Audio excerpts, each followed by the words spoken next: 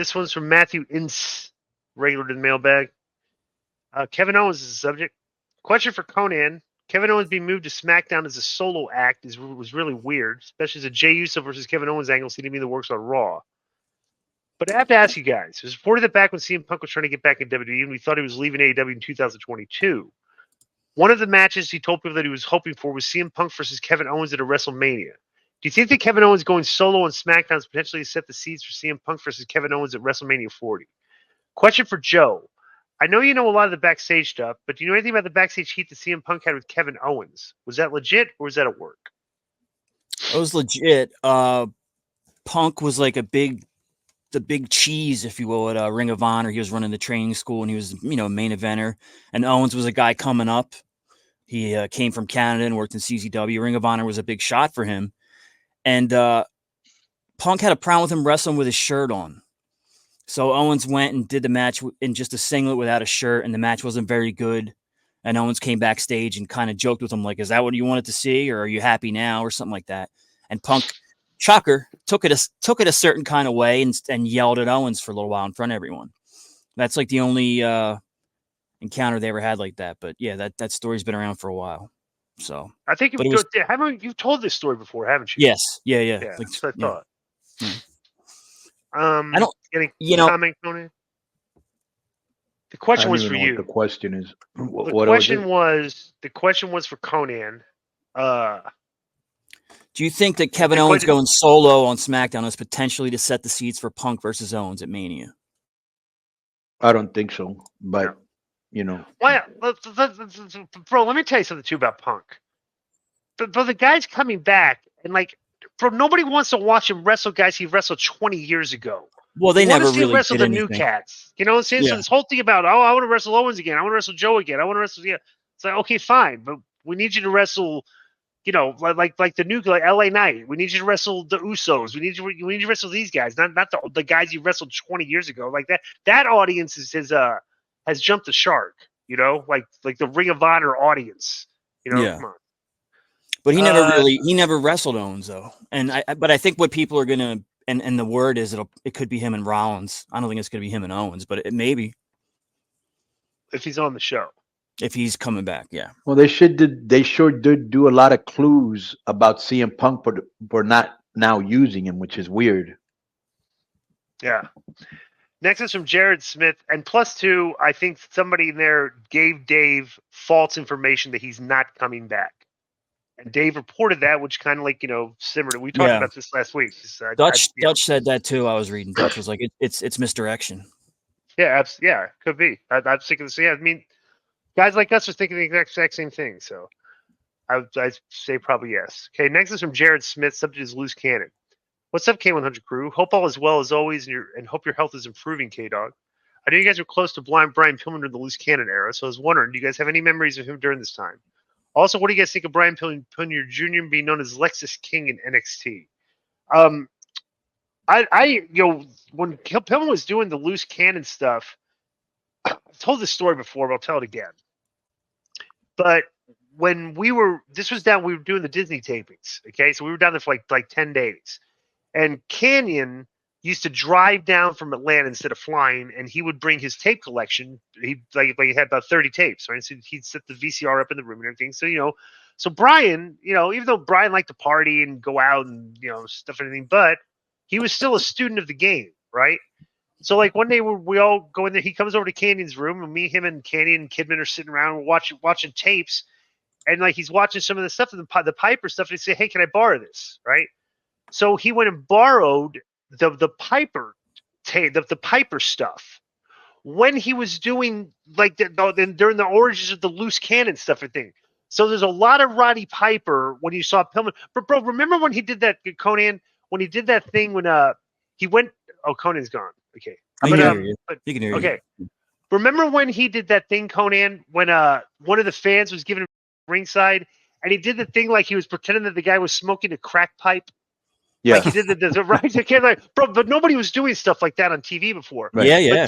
But he was doing he was watching a lot of Piper, and sort of thing. So that's it was funny to think that that was an influence during that period of time with him. Conan, do you have any stories of Brian Pillman you want to share? Nah, Pillman was just the only thing I can tell you about Pillman is when I first got there, the first day, I couldn't believe that he knew who Super Astro was because he was like one of my teachers, and he's the guy that came up with the 619. He was from Tijuana, and nobody knew who he was unless you were like a hardcore mark. So he must have seen a tape of his, and he was, oh, I love Super Astro, and I want to do this and I want to do that, and so he goes, teach me some lucha moves, and I was teaching him some lucha moves, and Lex Luger was in there, and he was making fun of it, and he went off on Luger, and he goes, you can't wrestle, and he would always tell me in front of other, bro, I'll tell you that. And Yeah. he would tell me like in front of people, don't lend that guy money. That guy's a stooge, like right to their face. I was like, this guy's tremendous. Yeah.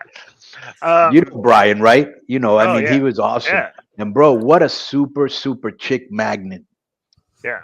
I remember Did the you ever one day hear- when we were at a bar in Orlando. It wasn't like one of the Disney bars. It was like a regular bar, right? And Pillman came into the bar and he's like, guys, we got to go back to the hotel. There's a hostage situation. Remember when that pimp had taken the person hostage, had taken the girl hostage, and it was in my unit. That's right. Like there Wow. was the uniform kid. So we all go back to the hotel, and it was hysterical because we go back to the hotel. And like the cops had diffused the situation, we were not like they said people weren't allowed to go back in their rooms and stuff because we were out. And there's like a bunch of wrestlers were standing outside, like like watching the situation unfold. But Yeah. the most hysterical thing was the cops were marks for us, right?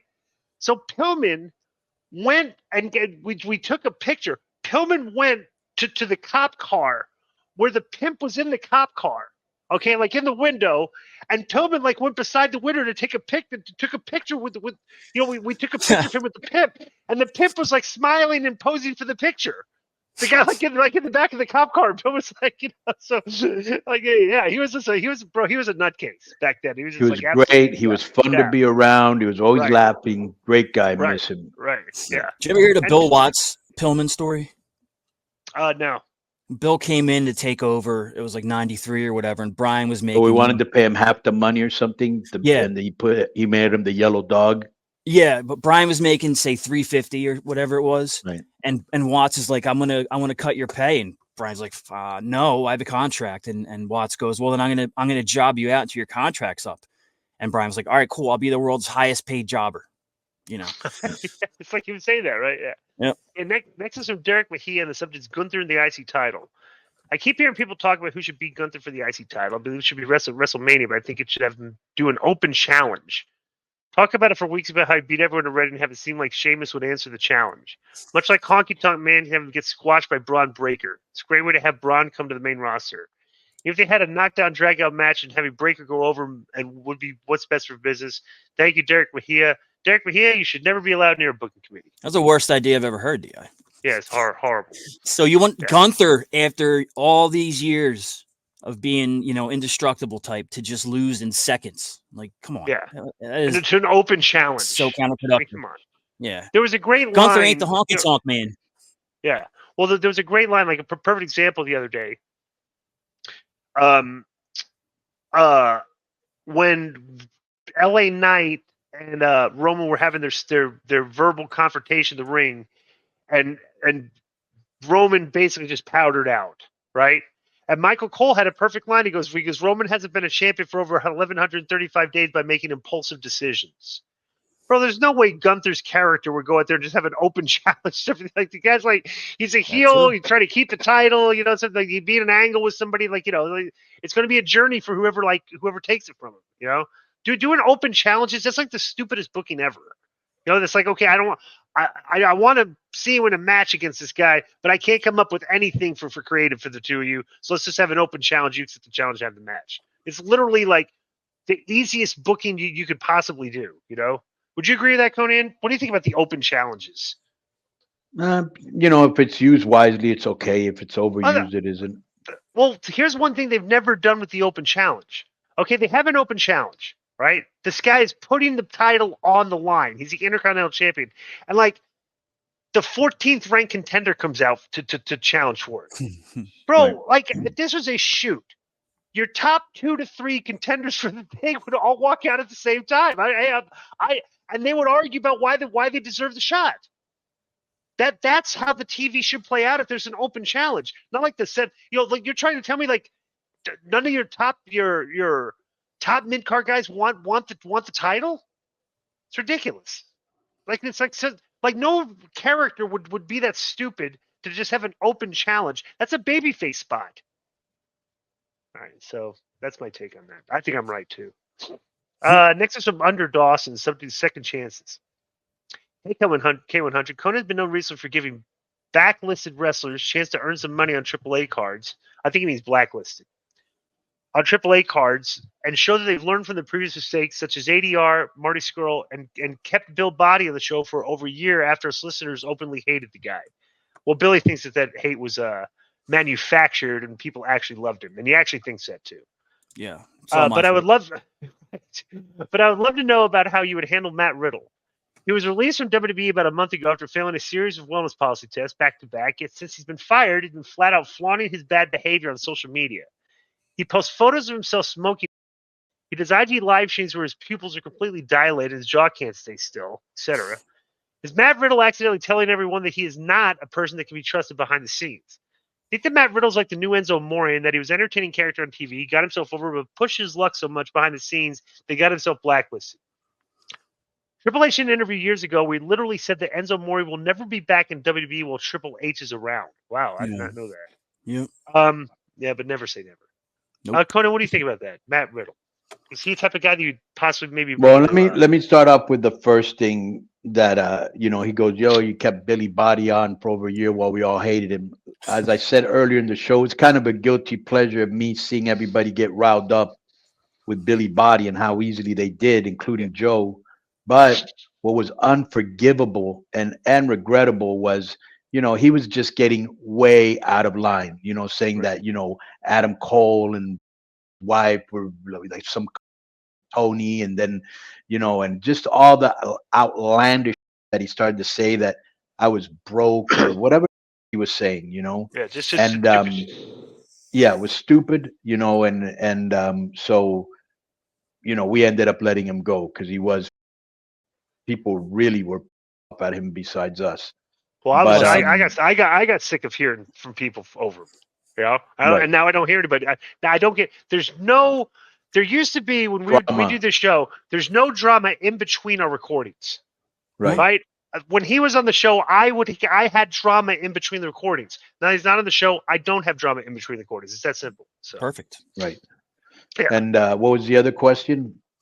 Would you give Riddle a shot since you give second chances and things like that? But this guy's saying that he shows up on his IG high. Why would I give about that?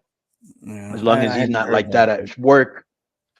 Yeah, that bro, you can't get into people's personal lives like that. All right. If it isn't, next is, Go ahead. All right, next is some Richard. We'll go back to Riddle. Yeah, you just can't get into people's personal lives. If he's doing that on his own time, legal, let's say in California, what does that have to do with me? As long as you're not coming to work like that, we're good. Right. If you don't bring your problems into work, what's wrong? Bro, we've had guys who had problems outside of work we worked with for years. Right. Some of them are professional at work,